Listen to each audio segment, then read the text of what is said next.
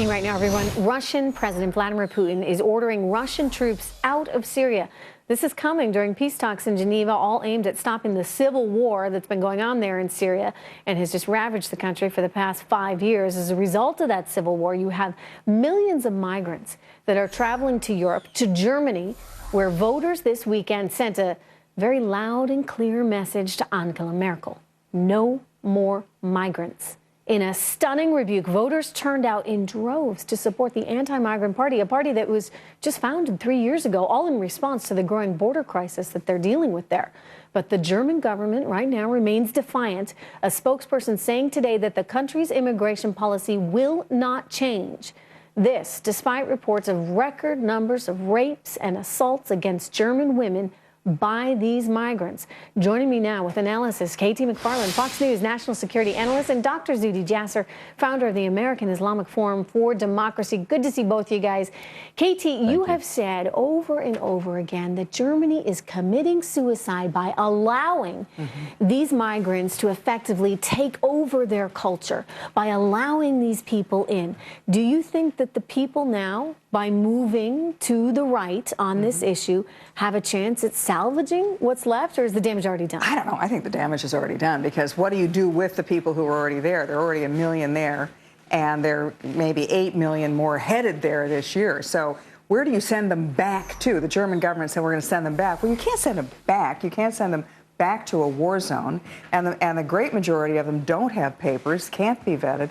So I think the problem has already happened. Now, what's going to happen increasingly is the European populations, the other countries, are going to do exactly what Germany just did. They're going to vote out, they're going to vote their displeasure with the country, their country's leadership, and which has opened the borders. Of the EU. I mean, absolutely. We've talked about it for economic reasons. Now you get social, political reasons for it to happen.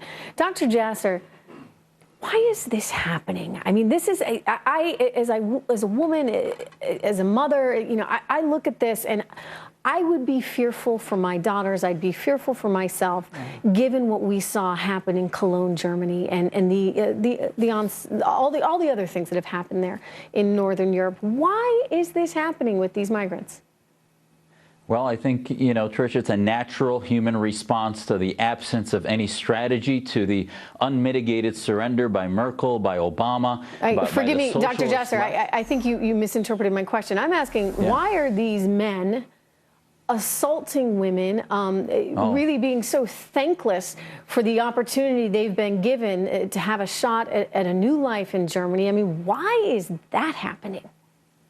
Well, I think, first of all, the ones that are doing this, I believe, are a minority within the immigrants, those who are trying to seek freedom. But having said that, it's a significant population of radicals who are basically forcing themselves upon a more modern, liberalized society, a clash of civilizations occurring. They're coming from a misogynistic environment in which it was a paternal environment that women had no rights. They were subjects and owned by the men in their tribe or in their communities. So this mixture, this overly fast mixture of societies is causing combustion, and that combustion is going to cause a response. I mean, we saw rapes during the Arab awakening in Egypt. We saw it all over, but still, the Arab awakening was, in effect, a positive change for the Middle East against dictatorship, and these cauldrons, be they in Syria, Egypt, Saudi Arabia, are going to continue brewing this mess of humanity until they start reforming towards liberalism and democracy. You know, and in the meantime, the Europeans are stuck trying to say, what do we do with this situation now? And the people are saying, we don't want these migrants here.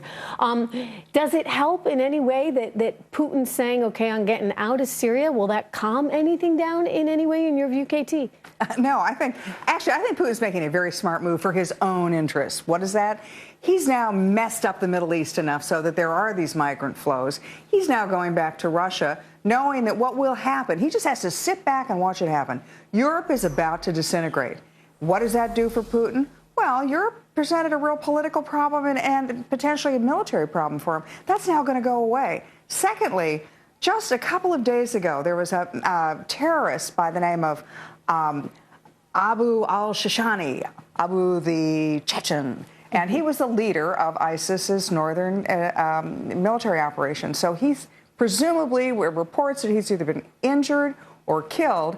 He's Russia's biggest nightmare. If he's gone, Russia doesn't have a lot of reason to stay. As we watch all of this continue to unfold, and Bashar al-Assad not having the backing of Vladimir Putin there, do you anticipate that these floods of migrants are going to swell, Dr. Jasser, or is there a chance that some people might be more settled there in Syria?